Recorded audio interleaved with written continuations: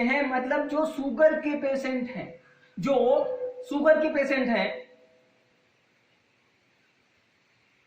उनमें क्या होता है, लोग एक सिंपल सा कॉन्सेप्ट जानते हैं कि जब ब्लड में ग्लूकोज का लेवल इंक्रीज हो जाता है तो उनको क्या बोलते हैं, शुगर हो जाता है। ये तो बहुत बेसिक चीज है। जो हम फूड खाए वो जो ग्लूकोज है वो ब्लड में आएगा,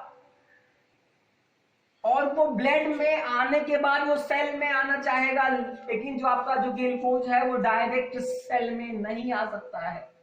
उसके लिए इंसुलिन इंपॉर्टेंट। आपको हम जब डाइजेस्टिव सिस्टम हम पढ़ाएंगे तो जो आपका जो पेनक्रियाज है उसके बीटा सेल से इंसुलिन निकलता है, पेनक्रियाज के बीटा सेल से इंसुलिन निकलता है, और इंसुलिन का ये काम है कि इंसुलिन दो काम करता है। एक, जो ब्लड में एक्सेसिव मात्रा में जो ग्लूकोज है, एक्सेसिव क्वांटिटी में जो ग्लूकोज है, उसको लीवर में ग्लाइकोजन के रूप में स्टोर कर देता है, ग्लाइकोजन के रूप में स्टोर कर देता है।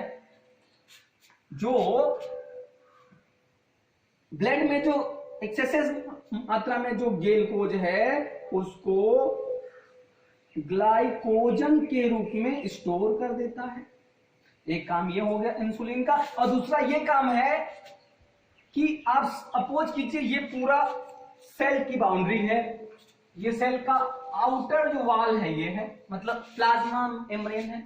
इंसुलिन क्या करेगा, इंसुलिन जब तक यहां नहीं होगा तब तक ग्लूकोज सेल के अंदर नहीं आ सकता है सेलुलर रेस्पिरेशन के लिए। जब इंसुलिन यहां होगा सेल से उसको इंडिकेशन मिलेगा, मतलब आप सिंपल में समझिए कि सेल से पूछेगा कि भाई साहब आपको ग्लूकोज की नीड है, तो अगर ग्लूकोज की नीड होगी, अगर ग्लूकोज की नीड होगी तो वो सेल के अंदर आएगा। अगर उसको सेल को ग्लूकोज की नीड होगी तो यहाँ पे गेट ओपन होगा, सिंपल वे में समझिए, गेट ओपन होगा और इंसुलिन सेल के अंदर आएगा। अगर सेल को आवश्यकता नहीं होगी तो ग्लूकोज सेल के अंदर नहीं आएगा। तो जो एक्सेसिव मात्रा में जो ग्लूकोज है वो ग्लाइकोजन के रूप में लीवर में स्टोर हो जाएगा। तो अब आपको समझ में आया इंसुलिन का कितना इंपॉर्टेंट रोल है। अगर इंसुलिन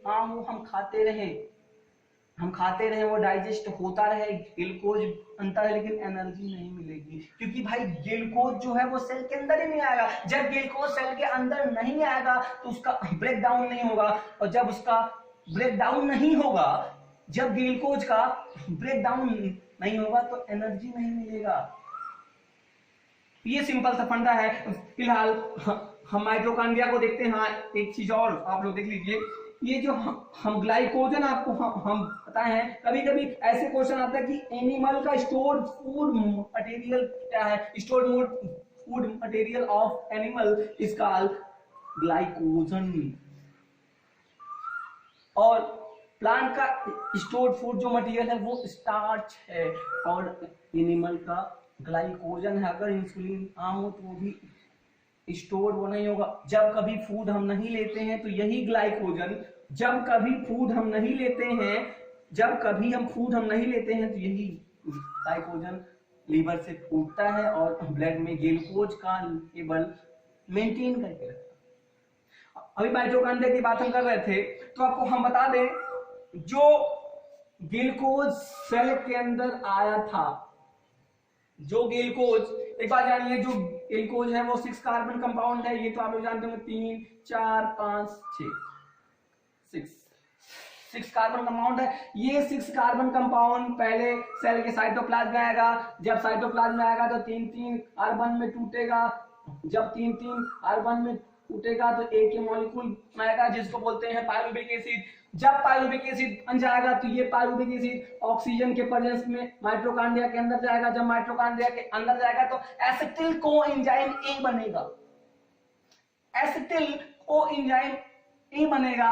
जब एसिटिल कोएंजाइम ए जब बन जाएगा तो माइटोकॉन्ड्रिया के मैट्रिक्स में एक साइकिल चलेगा जिसको बोलते हैं क्रेब्स साइकिल। Krebs cycle. अब इसके बाद फिर माइटोकॉन्ड्रिया के इनर वॉल पे, माइटोकॉन्ड्रिया के इनर वॉल पे ईटीसी चलेगा, ईटीसी इलेक्ट्रॉन ट्रांसपोर्ट चैन या ईटीएस इलेक्ट्रॉन ट्रांसपोर्ट सिस्टम। तो कई बार माइटोकॉन्ड्रिया की जब बात होती है तो क्वेश्चन पूछा जाता है कि जो क्रेब्स साइकिल है, जो क्रेब्स साइकिल है वो माइटोकॉन्ड्रिया में कहां होता है? जो आपका क्रेब्स साइकिल है वो माइटोकॉन्ड्रिया के मैट्रिक्स में होता है, और जो इलेक्ट्रॉन ट्रांसपोर्ट चैन है, जो इलेक्ट्रॉन ट्रांसपोर्ट जो चैन है वो माइटोकॉन्ड्रिया के इनर मेम्ब्रेन पे होता है।